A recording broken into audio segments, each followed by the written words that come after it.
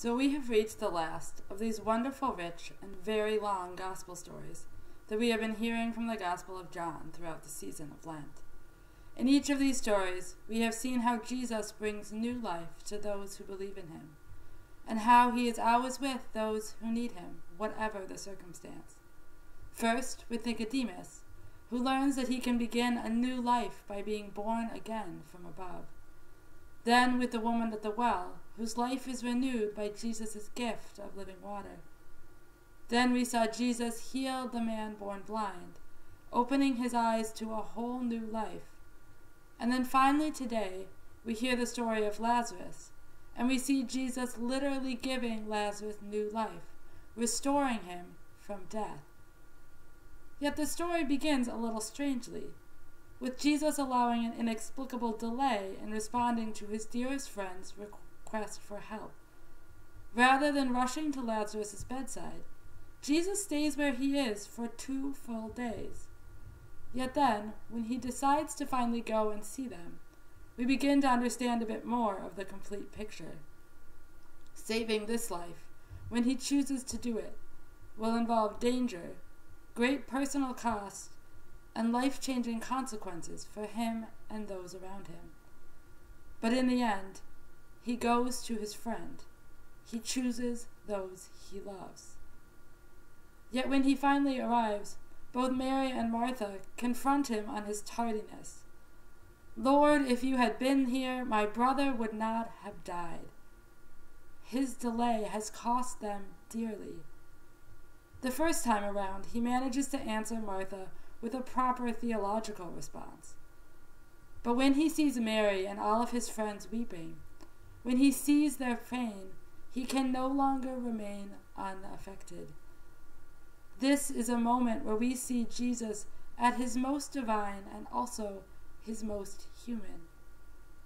Jesus, the Son of God, who is the agent of creation, who has absolute power over all things, even death, still does the most human thing imaginable, and becomes overcome with emotion as he joins in the weeping at the tomb of his dear friend.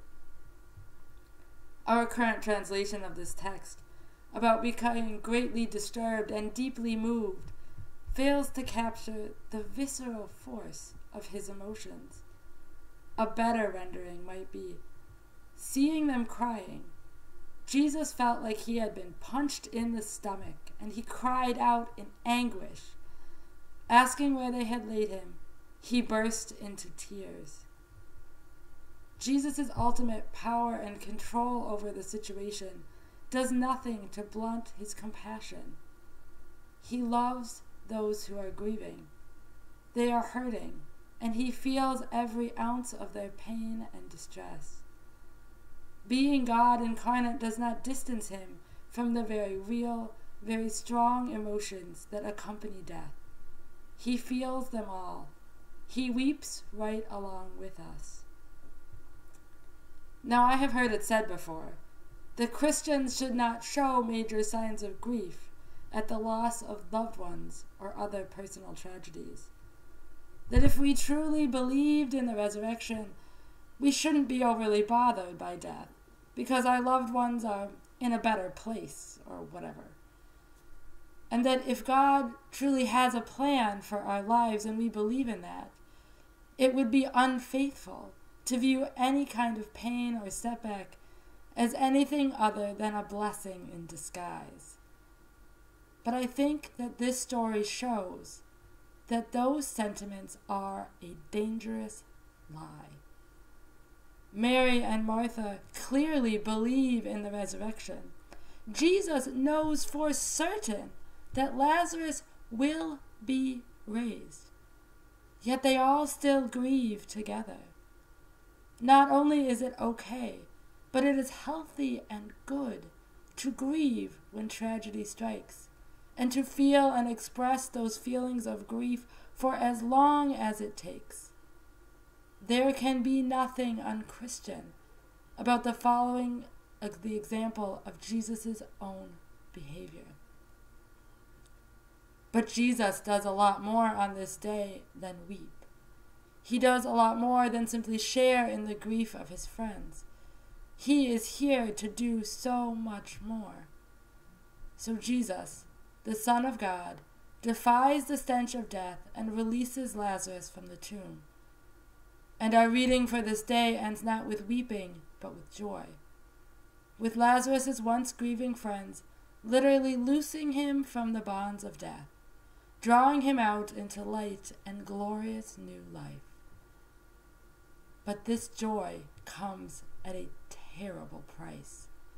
For this is not the end of the story.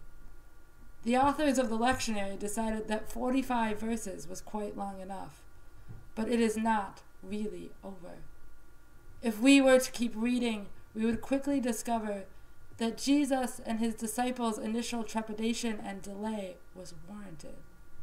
Because in the very next verse, some of the people who were there at the tomb go and tell the officials what Jesus has done. And this is the final straw. When the officials hear about Jesus' latest aggressive act, they decide that it is time to arrest Jesus and to put him to death. This story is actually the beginning of the Passion story. Within weeks, Jesus is dead. In a very real way, Jesus trades places with Lazarus in that tomb. In order for Lazarus to live, Jesus must die. And so, knowing full well the consequences, a weeping Jesus chooses to save the life of a friend that he loves. And this same Jesus, who loves us and calls us his friends, makes that same choice for us. Jesus weeps so that our tears may be wiped away, and Jesus dies so that we might live. In this way, we all find ourselves in the midst of this great cosmic drama.